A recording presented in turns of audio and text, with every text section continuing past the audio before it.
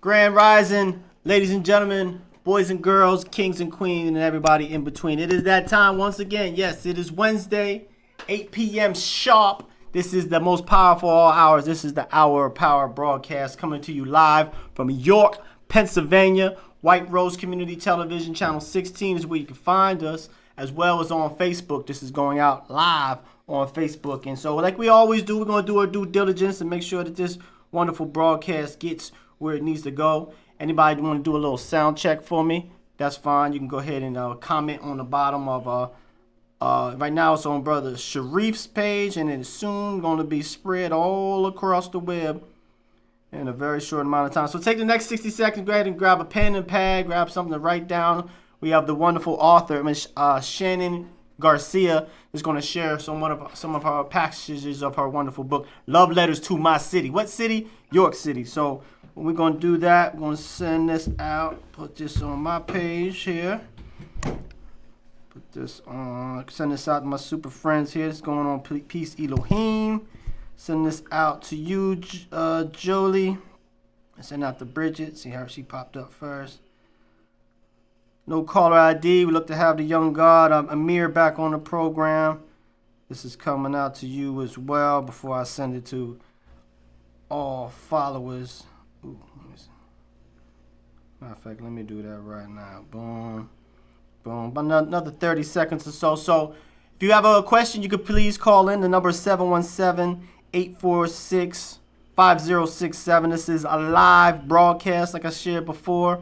This program, if you haven't seen it before, we pride ourselves as being individuals that would like to highlight and showcase talent in this wonderful city of ours. So if you have any type of business plans, business ideas, entrepreneurial ideas that you went into, youth, we definitely want to hear the youth. You see, I got my Relovolution shirt on. We out here representing. It's time that we give peace and love to our fellow man that's around us. You know, we got a lot of crazy stuff going on in the world, so it's time that we each one teach one, give back to the community. But this program is we look for youth participants, all different diversity of mindsets, all come here at this wonderful stage, which is the Hour of Power. And like I always begin, I'm going to begin with a little short affirmation.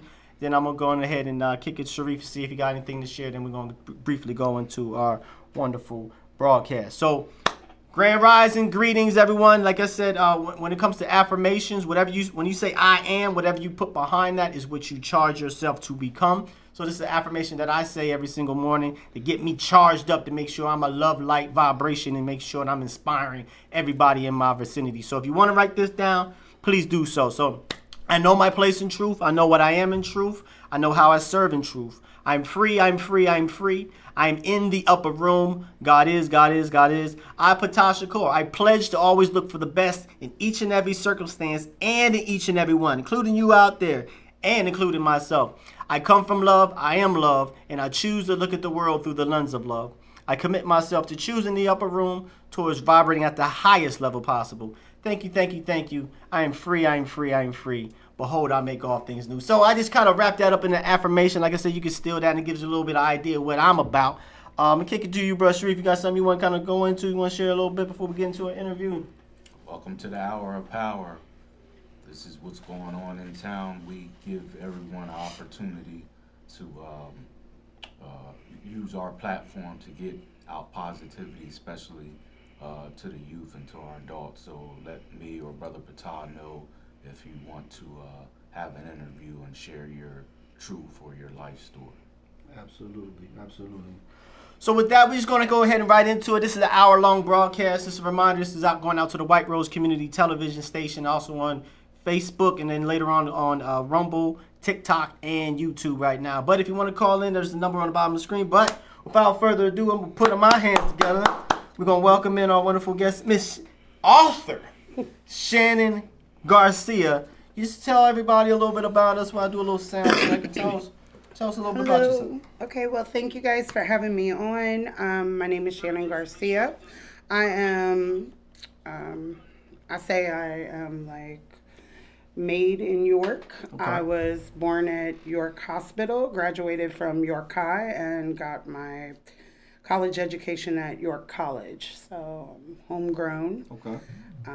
And last year in the summer, I finally put out my first book, which was a collection of poetry addressed back to York. It's called Love Letters to My City, but don't let the title fool you. It's more tough love than it is a romanticized love of York. Got you. So what inspired you to get into poetry? I've always written. When I first started college, my major was English, and I wanted to write something that would change the world. And I have Crohn's disease, and I had gotten medically withdrawn several semesters back to back. I just couldn't get through another semester. My Crohn's was getting out of control. And when they pulled my transcripts, they said, "You're sitting on a liberal justice associate's degree with a concentration in criminal justice. Would you like to walk?" And I took that degree that I had earned by accident and walked with it. Yes, ma'am. So I was taking a lot of sociology and criminology courses because I wanted to write something impactful. I wanted to change the world with my words. And to do that, I needed to understand criminology and sociology, and just fell upon a criminal justice degree in the process. Okay. Yes, ma'am. Awesome. Good stuff. Now, I do want to say that this book, when I first thought Love Letters to the City, I went there too. I just thought of like Fabio and like a man with his chest off, one of those type of books. However, I'm just going to read the back of the book right here. It says, "We are the talent, the helpers, the creators, the movers and the shakers, the hopes and dreams. We are the yesterday and the tomorrow. We are the traumatic love affair. Each of us part of the story. We are the city, York City, and these are my letters to my city." And so I'm very, very excited because you did share a couple of the wonderful passages with me. So I'm kind of excited to kind of go into that. But so is this?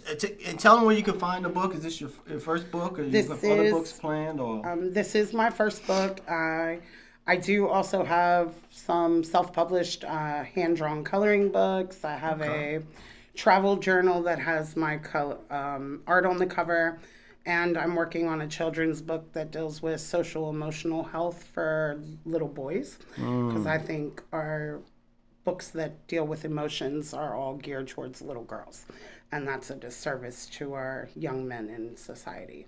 So I do have a book penned, and I'm working to find a local illustrator. I'm working with some younger folks to do the illustrations for that. okay.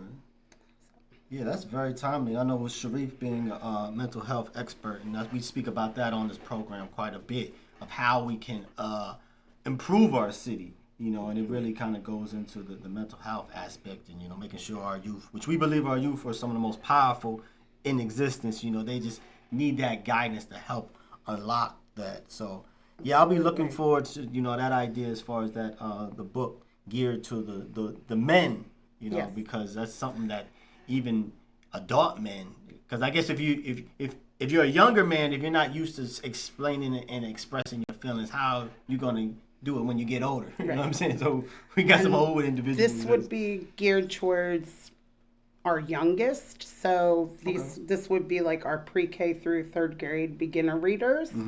And it would help them start to identify different emotions and put a proper emotional name to what their body is feeling and the reaction they're having. And it relates their bodies to cars. And it was a technique that I used. I have a son who is on the spectrum. He's ADHD, ODD, bipolar. And he, on paper should be out of control, but is an amazing kid who has learned to self-regulate, to walk away, to identify how his body's feeling, and those different like escalation antecedents. Conflict resolution Yeah, stuff. so he knows how to self-de-escalate and use the tools in his toolbox to regulate himself. And it's because we taught him at that earliest stage in life how to identify emotions and to start to regulate them. So I was about to ask you that, but you just answered it. you taught him that, or I was going to say, did you have him go through some counseling or working with other He was youth? in alternative education programs, so he did have a lot of other programming supports. And we built strong villages around our children. They were in theater and things like that, so we had a lot of community involvement. But this specific technique, my son was drawn towards cars. He really enjoyed them. So when he was struggling to verbalize, we used Matchbox cars as incentives. We also used them to help identify colors and to help him verbalize different words.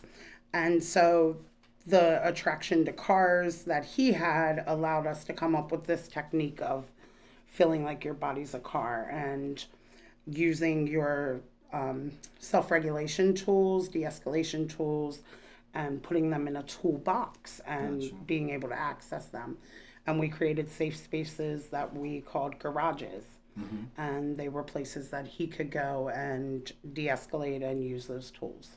Beautiful, beautiful. So So hopefully somebody that's out there listening, if you want to actually help support to bring that vision that you have in mind into fruition, I think that's very, very needed, and I'll do my part you. to help Thank to you. bring Yes. that out.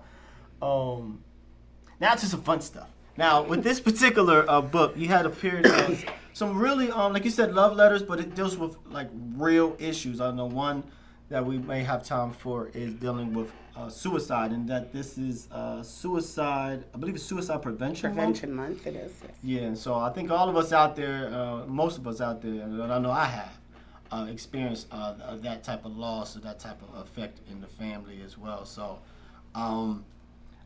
if you don't mind, I'll give everybody out there just a little taste of what this wonderful book, The Letters, Love Letters to My City by Shannon Garcia.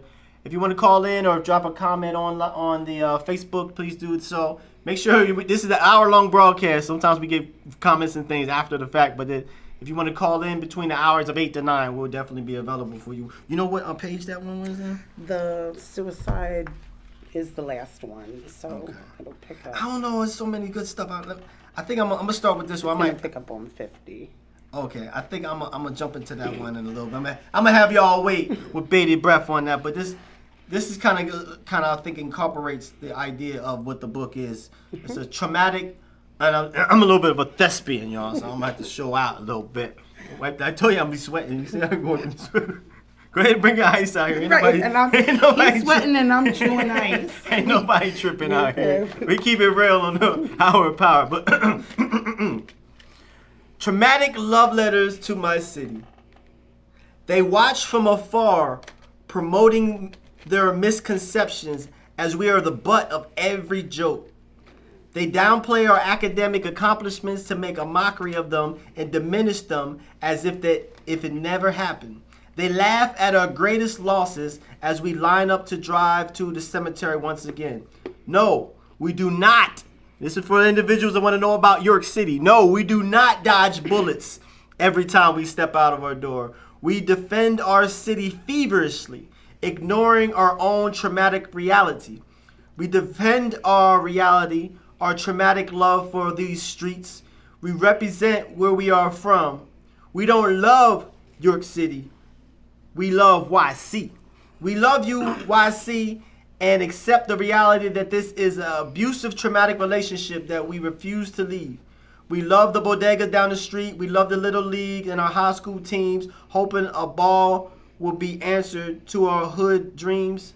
We love the graffiti uncommissioned in the alleys on dead-end streets or bridge to nowhere. We love the sneaker shops. We love the Hub, Marcella's Pizza, and Jim and Nita's Subs. We don't just love York City. We love YC.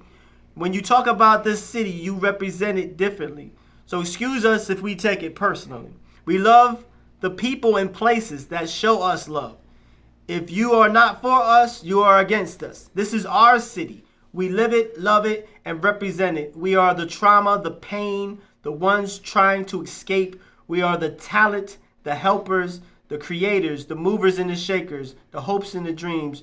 We are the yesterday and the tomorrow. We are the traumatic love affair. Each of us is part of the story. We are the city, and these are the love letters to your city. So that speaks a lot. you got to feel for the city, and we were just talking about off air that there's a lot of talent in this city. So shout out to all the spoken word artists. It's doing not only that. Individuals like Smash Entertainment puts on the Central Pennsylvania indie artists. Just helping promote, bring people out. I know Jolie is doing different things with bringing people out, and even the Coachella. So. What you think about the youth in New York? What you think about like in the talent? What have you seen, in your travels? There is a ton of talent in New York in all ages, and our youth are no exception to that rule. I think we have programs, we need more, and I think we just gotta love up on our youth and bridge that gap. A lot of us that are parents now, there's not as big of an age difference or a generational gap between us and our children, I don't think. Like, my husband, like we were talking, had his first son very young. Mm-hmm. A lot of people in my family are young as well, yeah. And I think we got to get our youth to understand, like, we legitimately been there, done that. You know what I mean? Like, when we got a lot more in common than different, and so I think being able to give back, I see so many people my age stepping away from the street life and legitimizing their lives and wanting to give back to their city and come back and give back and empower the youth. And we just got to figure out a way to bridge that gap and get these kids to understand, like, we've been here, we walk this walk. There's we understand what you're going through. We're not just like wagging a finger at you or whatever. Like, it might, like the book, it might feel like some tough love every now and then, but it's coming from a place of love and a place of wanting to empower them and see them not have to make the mistakes we made, and yes, that sort of stuff. Yeah, I think back in the, I'm not disagreeing with you, but I think it's not so much the age of us having children, because way back in the day, they were having children, but they didn't have the distraction. They already had the mindset of, we're going to raise these children as a family. Mm-hmm. They were having children at a young age. Oh, yes. Way back in the day, but they already had family structure. Now their children are having children and growing up with the children. Once you have children, all that other distractions, it's about the children. That's what's missing today. What do you think about that? I think you're right. Like, yeah, you can't grow up with your kid. You gotta, sorry, you gave up your childhood when you decided to have a kid, And like you said, back in the day, yes, like they were, 17, 18, getting married, that kind of stuff, and having these families, but there was a sense of a family structure that I think we've lost more so in our urban communities for a ton of reasons, whether it be, like the lack of education, whether it be the racism, the targeting of our community in the urban environment with over policing and giving longer sentences and those sort of things. It just generationally broke us down in the urban communities where we've lost that power, you know what I mean? And some of it we didn't have to lose to begin with, you know what I mean? Like, not necessarily maybe me, but other minorities within my urban community may not have had that equal power that we have, like I often try to explain to like my kids even that their dad and I, it wasn't 100 years before we got married. It was 30, 40 years before we got married. Our marriage would be illegal. You know what I mean? Like, separate but equal. Yeah, there might have been segregated schools in the 60s, like the end of my brothers and sisters' generations and things like that. But when we were separating and we were taking people that had generationally had access to education versus people who didn't, and then trying to say that they were equal, yes, ma'am. where's the equality? You know what I mean? You can't.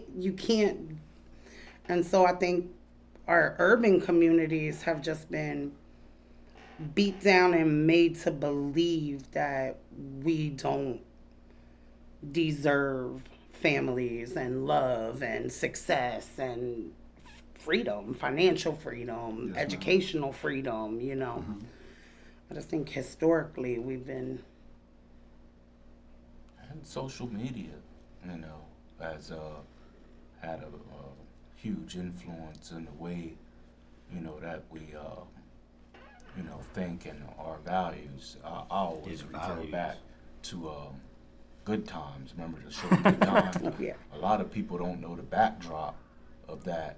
I forget her real name, but her stage name was Florida Evans. She would not take that role of that show, unless James Evans was her husband and a family.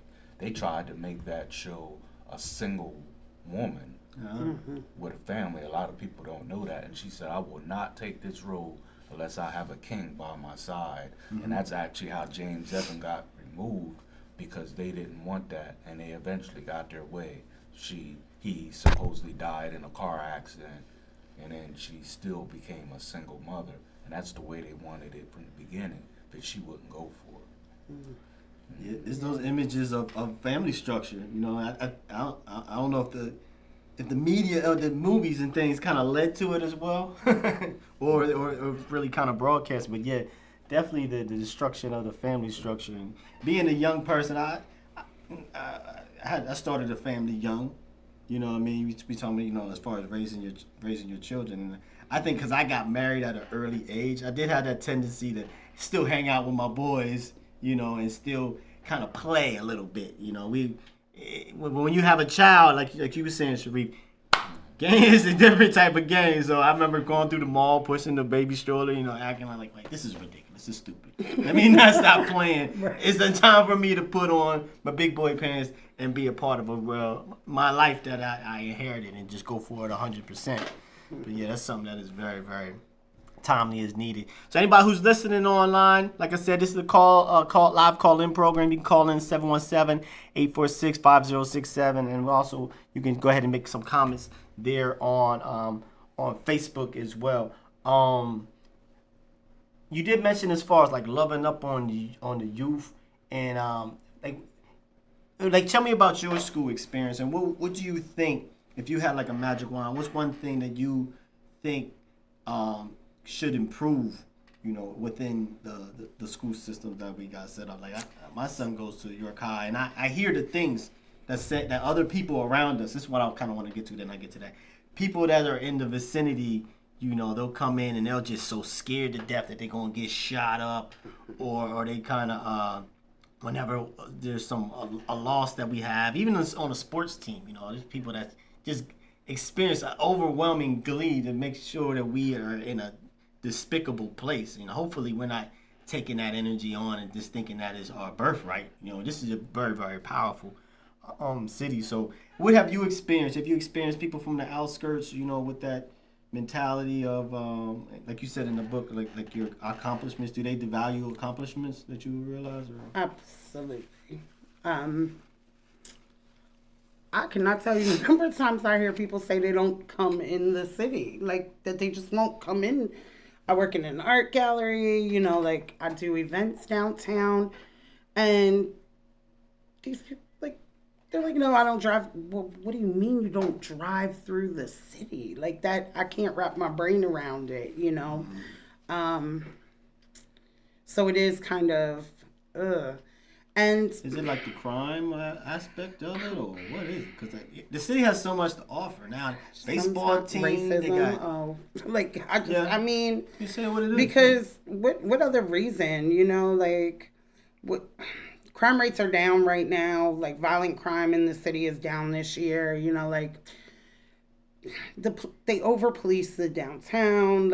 You know what I mean? The parking garages are safe. There's cops on segways. They block off half, George Street for y'all. Really, what are you, what are you afraid of? So I can't wrap my head around it. But there's also a drop of validity to it, sadly. Like, I know coming out of York High, going into York College, and I say, like, oh, I was the end of the 90s. We were the last of, like, the real, real good years. You know, we're the three busload band and, you know, all this crazy stuff. But I wasn't prepared when I went to York College. Like, I didn't have the same skill set as other people sitting in the same classes as me. And so, and it wasn't because I wasn't, you know, a decent student or I wasn't in advanced placement classes or, you know, but some of it was, I was a little underprepared based on the classes I was taking. And I don't know if that was just because I wasn't in all the right classes, if it was, you know, a missed opportunity on behalf of like guidance counselors to set me up for the college experience, or if it really was that my education was slightly inferior to other counterparts coming from rural America, parts of, you know, rural New York and New Jersey to a private school, Yes, you ma'am. know, so, and I don't know which it is, but I do know that there was some sort of slight deficit when I went into, you know, not that I didn't have the skill set or the background, but that some of it had not been as developed as my counterparts.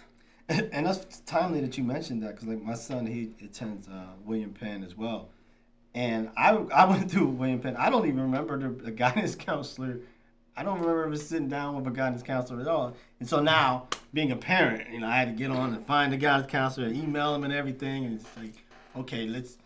Now it is about our school officials doing their jobs, you know, at a high level, but it's also about the parents as well, you know, kind of interacting back in that. So yeah, so that I'm just kind of bringing up that little And story. currently, I think the social department and guidance department at William Penn is doing a great job. Yeah. Like they're expanding, and I he see got right them back to me. posting a Yeah. lot. And I also see a lot of great partnerships with York College being built with William Penn students. So my understanding is there are several programs that William Penn students can access that will Black help House, them. right, Yeah, that'll help them scholarship into college experiences with full rides or very close to full rides. And I think that is very important. Like taking the debt of education off of our youth and getting them prepared early in high school and setting them up with mentors from that college spectrum early on and getting them access to funding, I think is very powerful. I'm actually putting that in the comments right now. That YCOS program. Yeah. Man, it's you got it's kids some at it's your it's guy. jewels. I mean, just like what we're saying, it's like this wonderful book that we're talking about. There's talent, there's jewels, there's resources that are here in the city, and if you need help with that, you know, get in contact with us. We're not the experts on it, but we'll make sure that we send your information to where it needs to go. But yeah, definitely that. Hey, we'll find that somebody. It's York. Somebody knows somebody who knows something. So just we'll find the answers, you know. But yeah, definitely see that program doing a lot of good. And York High has a pottery program now, and that's crazy. I know that was love kind of stuff like that. but We used to like it's- home ec type yeah. stuff, like at the Hennepin Pen we used to do. What's it like home at? Huh? Well, Is it like the home ec? pottery, it's one of their art classes, and they get to work with like the clay and make different clay objects, bowls and things like that. But I think working with your hands and getting to experience that like freedom of creativity, that artistic expression Heck is yeah. really cool. Yeah. So that was nice to see, and I see they brought back their theater department and are rebuilding that strong and have I don't know what show, but I know a friend of ours said their kid signed up to work tech, so I know that York High does have a fall show coming out. So that, you know, it's good to see the arts and music and sports and things like that still being supported and Yeah. making a comeback at the school. Yeah, well-rounded type stuff. I was speaking to a gentleman, this older gentleman, and we talk about when you get in there, your midlife crisis. You know what I mean? You were like, you got these jobs and things and responsibilities, and I was speaking to him, and he said his joy was making birdhouses, something that he experienced all the way back in his school age years. That was his main impetus. That was his motivation, and of course, I inspired him. Well, that's what you need. Follow your heart. Right. It's the time to follow your heart, Yes. follow your passions right now.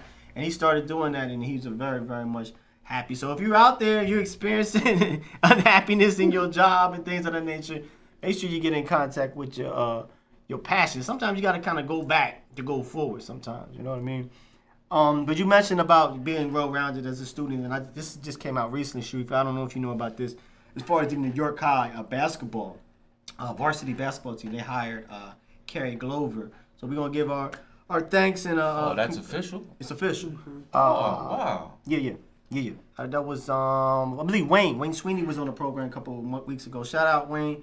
He put that on there, and the first thing I put, people showing the congratulations. I said, okay, now it's up to us to make sure we support him and support those kids out there, and turn up. I was in a barber shop earlier today, and they were saying, when is a decision going to be made? And I didn't. I hope Wayne ain't make me look bad out here. But yeah, that's what so that's really motivating type of thing to have a person like Carrie who grew up in the city and they're experiencing success on so many levels, be able to pour into our youth. To me, college scholastic athletics and things is really, really important. Like we had in South York Warriors, we had Coach Ross. I don't know if you knew about that. He was just, having those he was old and kind of cantankerous a little bit, but you never know how much you're going to affect just that one person, that one word. And I'm looking to get into a little bit of some sports later on down the line. Shout out to Russ Stoner. Got them boys ready, running through balls. Wonderful program. I know it's a little bit of hiccups. I had to look down. I had my Baltimore Ravens shirt on earlier. So I know a little bit about a strong program that have hiccups. But we got nothing but faith and respect to all the York High players and coaches out there.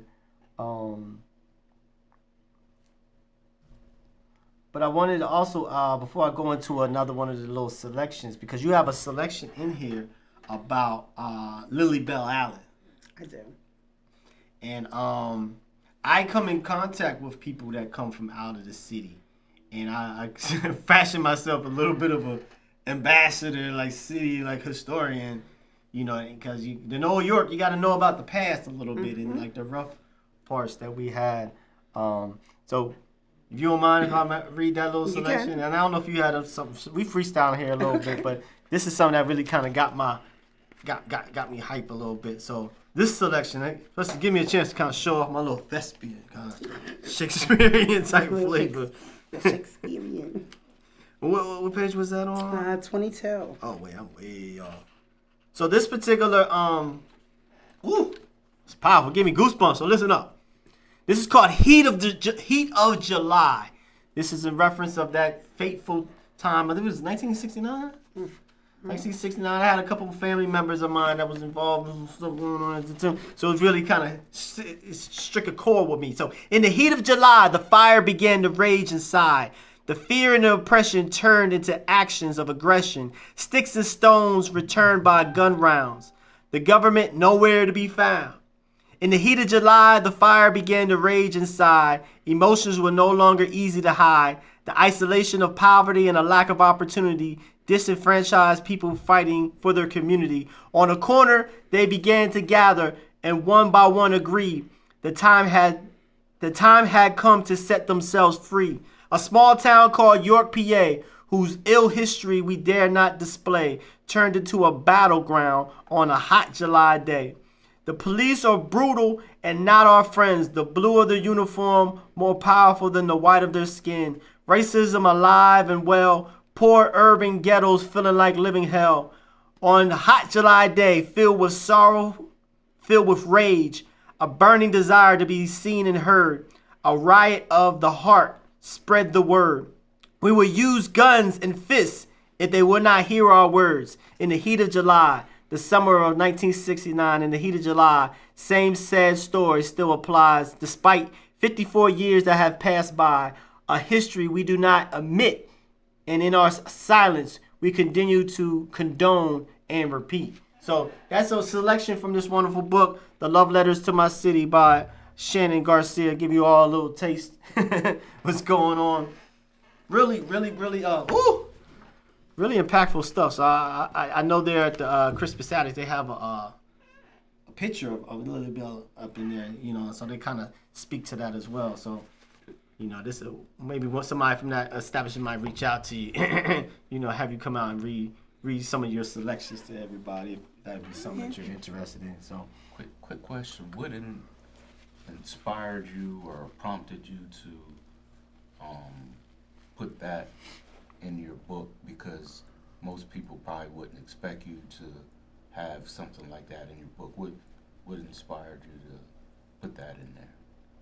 That piece of history. These are love letters to my city, and if I'm gonna love on my city, when you love someone and you are in a relationship with someone, you love the nitty gritty, the dirt of it. You know what I mean? That's the only way to get through it. And so, for me to truly show my city love and the people of my city, my brothers and sisters, my community, my village love, I've got to acknowledge and get to the nitty gritty of all of it, whether it's good or bad. And I write from an experience of, I'm part of the urban experience. I grew up in the urban experience. And so there was a time when things started to come to light later on during my lifetime that I was older, that people started to be held accountable for the riots and what had happened. Mm-hmm. And during that time I was exposed to a lot of articles, but then there were also a lot of living history programs that were put on by the community itself, which gave the urban voice power and gave their story platforms to talk to the people one-on-one and be like a living encyclopedia or a living library where you could ask questions. Mm-hmm. And that's sort of what sparked that, like, this is what was going on. This was the emotion of it. And like even the line about the police, we had two gangs, but it wasn't as simple as black and white. You know, like I think nothing ever really truly is, you know. So when I say like the police, the blue of their uniform being more powerful than the white of their skins, yes, we had these white gangs, but not every urban white person was part of this division and this hate and this rioting gang mentality. Right. And it was the police using their power to fuel things. You know what I mean? So if we look at that specific event, we had people that were officers who had affiliations to gang members who were supplying ammunition, who were being lookouts, who were setting up the urban community where they were employed and supposed to be protecting everyone, you know? And so it just, it was what was on my heart. It's what went to my hand. And when I put out the book, I just knew it had to be there. And it's real important that you shine light on that piece of history. I bet you my bottom dollar, if you was to go in that neighborhood right where it happened, most people there have no idea that it even happened. Right. And they live right there. And I've actually done podcasts before when I used to do my podcast outside of here. And I asked people, I said, do you know what happened here back in July of '69? Some of them were too young, and some of them were old enough. They were like, no, what? It's shocking. Yeah. I was born in '79, so age isn't an excuse. We're from here. Let's understand, you know, like, people are quick to be like, oh, we're the first capital. Well, all right, if you can spit that and you can tell me that little throwaway fact about York, like, you can't tell me about something that happened, you know.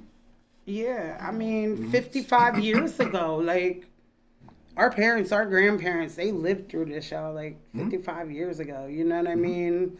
So Made national news. yeah, and you know, so I think it's important. I think it's important that we have dialogue around things that happen. And like I said, even though a lot of the topics in my book are very universal, because I think you can cherry pick a lot of urban communities throughout America. And in the 60s, they've had some experience similar that they can kind of relate to, sadly, you know.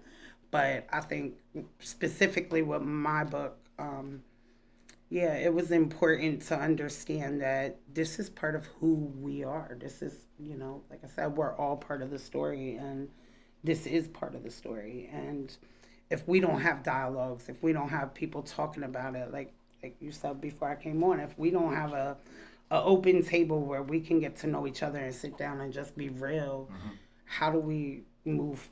How do we move forward? How do we move past things and heal as a community, a country? How do we empower our children? Right. You know, They're watching. One more fact, and then I'll turn it back over to Ptah about that. That's why it's so important that you shine the light on that. We didn't heal from that for the simple fact that the officer who was involved with passing the bullets, which turned out to be our mayor, not one, not two, but almost 3 terms. He became the mayor of York, and it was only when the case was reopened, he was about to win a 3rd term. How does that happen? That someone who was supposed to protect and serve, he's handing out the bullets to inflame one of the most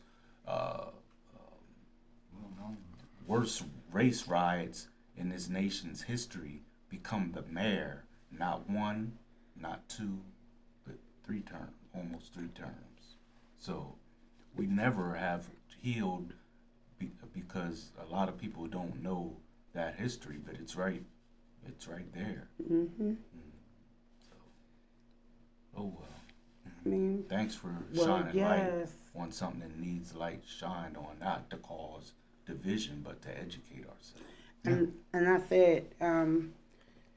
I get a lot of people who tell me my book is controversial and feel that it's negative. I always say the greatest honor you could ever give me is to ban my book. Because if you would ban my book, you fear my words. And that has always been my lifetime goal, you know. So so go ahead, petition, ban my book, y'all. Make it go viral for all the right reasons.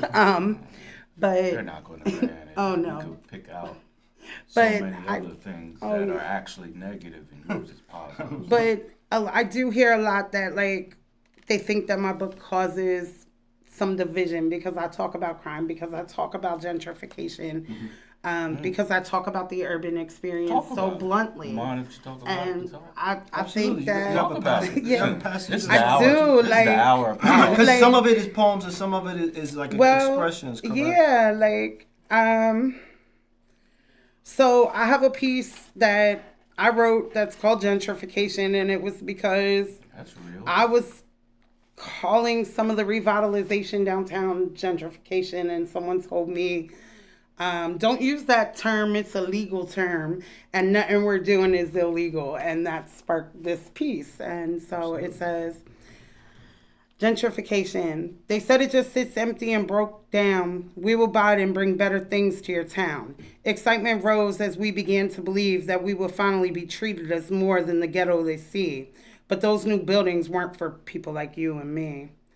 They use our poverty for their gain, applying for grants and hosting capital campaigns.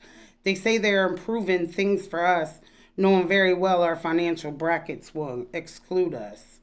Each new business apartment building, each revitalization theme centered around making their downtown gleam. Gentrification, now there's a word we dare not say, because they used their money and did everything the legal way. Oh, don't you dare insinuate that racism or classism or any other ism is at play, because that doesn't happen in the good old-fashioned USA. It's a mouthful. So, yeah, and I was just mad. I was fed up with downtown and this, like, poverty porn, like where they keep exploiting us, like for our financial, or for our urban makeup, for our lack of traditional family structures, where they just keep putting us on display and using that to be a cash grab. But then how is that money trickling back down to us like, you know what I mean? Exactly. Where does it really service us? Is it affordable housing? Because them lofts ain't affordable, you know what I mean? And they sure as heck ain't housing a traditional family neither, And, the jobs, stuff that they're doing downtown, or stuff that fell apart that they were going to do, that was going to, bring all this money and internet and wire and crap to our city, and just kind of fizzled out and became a mess. But when you think, even when you look at that stuff, who you hiring for them jobs? Is it really the guy down the street in our neighborhood where you just blocked off a quarter block and, made it private? But, is our education really qualifying us for that job already? You know what I mean? Because if it's not, then that is gentrification. When you're driving us out of our neighborhoods, when you're bringing in job opportunities and businesses, but we're not training our youth and our citizens early enough. So you're bringing it in, saying that it's for us, and then saying it's our fault we didn't keep up. But really, y'all set this system up to be that way. Like, you knew you was about to grab these buildings and bring this. This was like a 10-year plan. Yeah, well in advance. You had 10 years to educate us or to prep us with job training or whatever. And so, I see it. I see it in my downtown. I see it in different neighborhoods around York. And there's a stark difference. I mean, there is a stark difference between walking certain streets at night, and other ones in our city, a half a block, Yes, ma'am. I joke because I lived on Walnut and now I live on Earth Street. So I joke that I live I feel like I'm living in the county down here on Earth Street, Like, it isn't the same experience. I don't come outside and my neighbors ain't just, kind of chilling and hanging out, Right.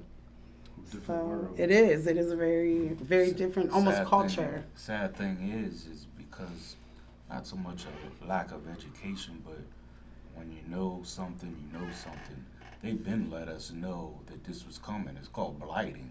Whenever you see billboards in a particular area, that means a strip mall or some kind of business is coming. Mm-hmm. Just think about it.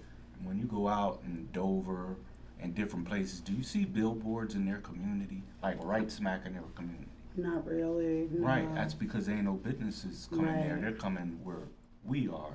That billboard has been on the corner of George Street and North Street there, where the bus station is, for years. It's been billboards there, letting us know that something was coming. Knocked down the houses and the baseball stadium. Right. They got rid of. Just think about it. Go in any neighborhood on the outskirts, you do not see billboards right smack in their neighborhood, because they're not going to allow the businesses to come there. They're going to come in other areas. That's called blighting.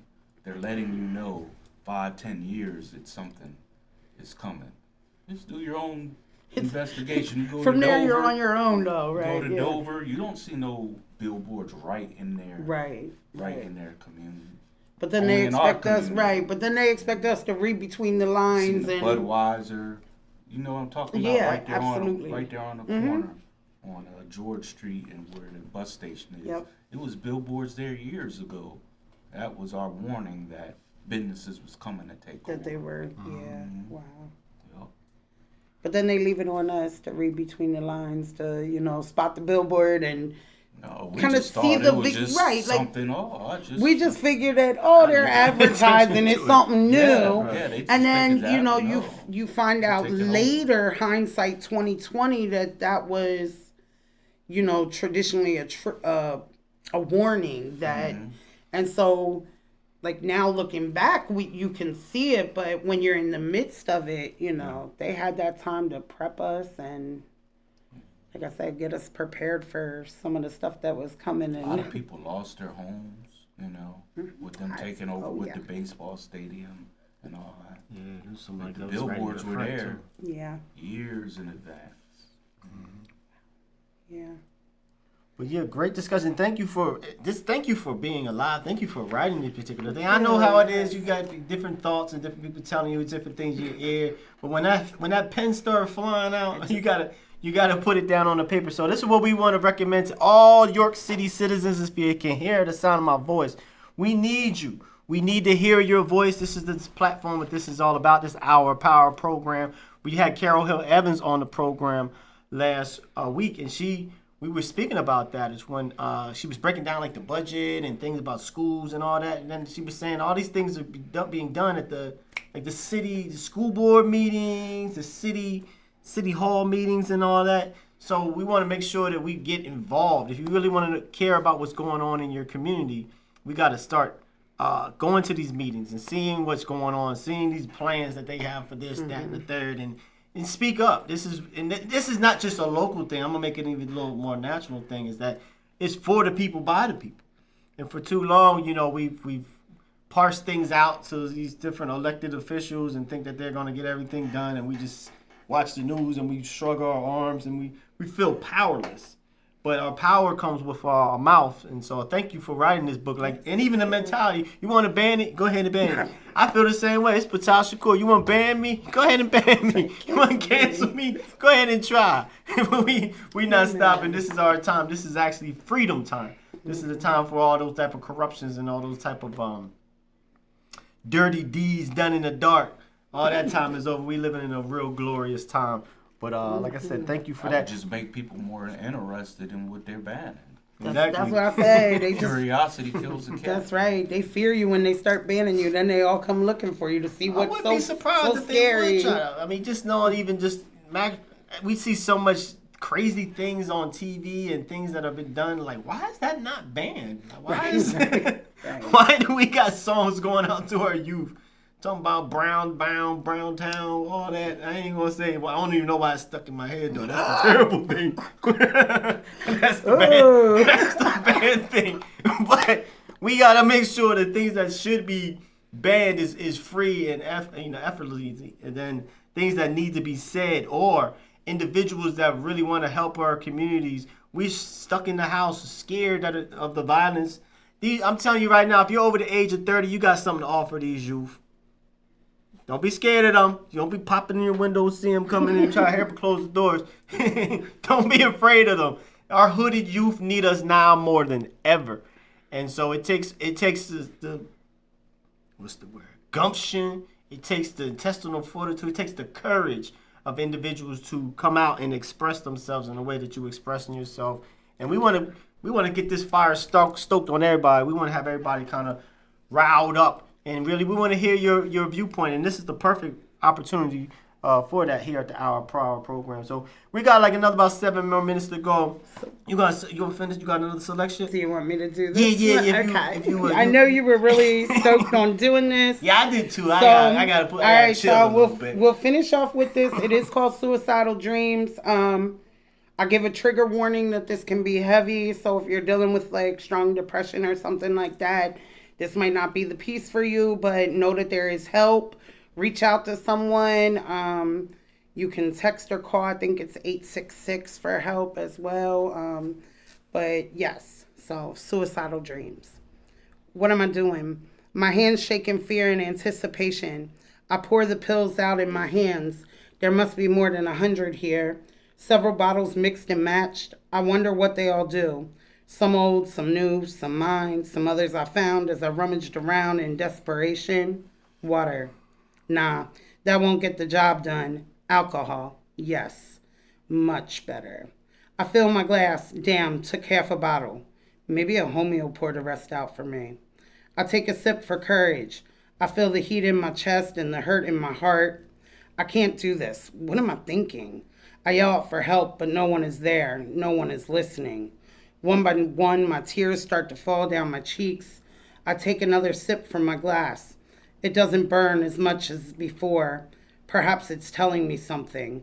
Maybe this is the answer I search for. I start slowly, one by one, swallowing the pills, one for each tear that rolls down my face. 10 down, 100 more to go. I wait. Nothing is happening. I shove a handful in my mouth. I begin to chug from my glass. My stomach turns and churns. Please, no. I can't throw up. Am I that much of a failure that I can't even kill myself successfully? My tears are falling like a fountain. I start to wonder if anyone will cry for me. No.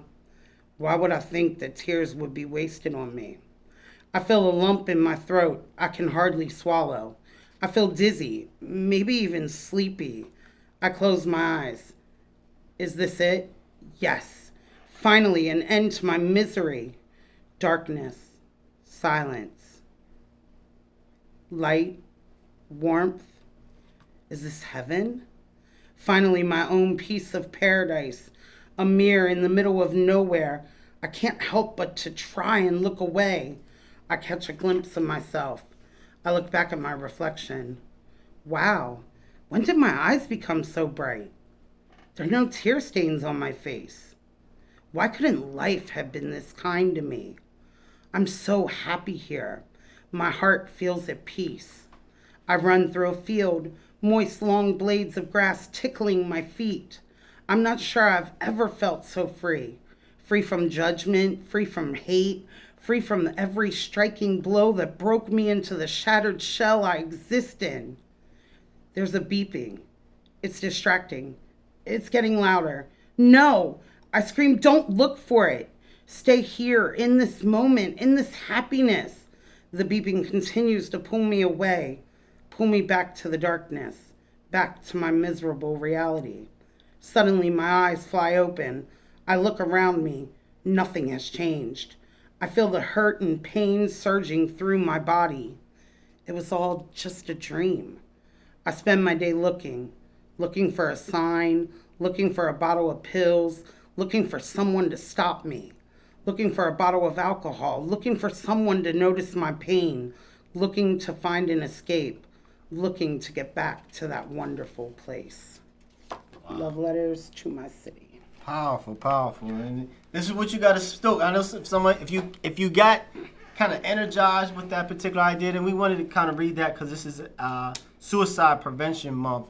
So we definitely, in the lines that we talking about mental health as well. So if you're feeling it on that particular level, make sure you reach out and get involved with someone that can actually assist you and actually kind of share with you a different perspective. Sometimes in our perspectives, we can just get caught up in just one view, but in just ignorant of all the different beautiful things that exist around us. So thank you for the passage. Thank you for all your words. Real quick, can you tell everybody where to find you or where they can get in contact? Yes, you can follow me on social media. I'm old, so I use Facebook. It's Shannon Conaway Garcia on Facebook. You can purchase Love Letters to My City on Amazon. It's also carried at Blissful Bonita Art Studio and Gallery here locally. Okay. And if you would like to carry my book locally, please reach out. And shameless promo, I also do hand-drawn coloring books. This is my most recent one. It is the Beautiful Bee book. I leave all of my sketches raw, and I add writing prompts to the book as well. And then this Art and Mindfulness, you'll see, has a group of artists. So I do offer coloring book classes. They're a lot like a sip and paint class. Get 10 of your friends together, $40 a person. We pick a theme. Okay. We draw up pages, and we publish a real coloring book that is available on Amazon. Beautiful. Thank you guys. Thank you again for having me out. So definitely look out, and also we're going to be looking out for the other book that you said coming out with to promote mental health and emotional designation for young men and young boys. Yes. It's something that's very, very needed. So we greatly appreciate you here on the Hour Power program. So you have any words you want to share before I kind of close out, Shareef? Oh, just keep doing what you're doing. Well, thank you. Thank you. So if you ever want to reach out to her, like I said, this program is on White Rose. We're going to close off in White Rose very, very shortly. And then this is also going to be on YouTube and Rumble. I'll be posting that on later on tonight. So if you ever want to get on the program, go ahead and get in contact with email ptahshakur@gmail.com or get in contact with Brother Shareef to get scheduled on the program. So just in closing, We asked everybody to get in contact, find that peace on earth. If you got to go take a walk, you got to get involved in a conversation with like-minded people. There's a lot of crazy things going on in the world, so we definitely, peace of mind is highly sought after. So get in contact with your peace of mind. I promise you, you'll get in contact with the God divine within. And when you do get in contact with the God divine that's within you, let's do our due diligence. Let's share just a little bit of that love, a little bit of that light with everyone in our community, and let's do what we can to make sure we create this heaven on earth that was promised to us. So this is Ptah Shakur, Shareef, Hameed, and Shannon Garcia, and love and light to you all. Thank you. You're welcome. I was like 30 seconds too slow. It's all good. We getting there. That was me adding that last poem. 1 second. Are we still on, Shareef?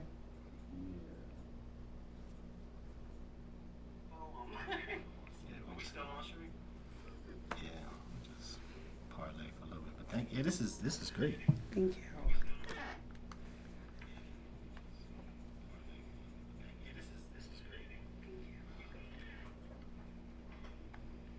So I have 3 coloring books. I have The Beautiful Bee. I have a hand-drawn holiday, which is my Christmas. And I have a Scream for Halloween, which was my first ever, which was all Halloween themed. Okay. And these can be found at the bookstore on Amazon or at the art gallery I work at. So that's Blissful Bonita. Where's that located? On East Market East Market and Lehman, next to 4th UM Church. These are my little my janky cards. They shoot. Mad. Since we're still on, gotta put it. Okay, let me see. So I'm mermaid as well. I cosplay as a fat mermaid.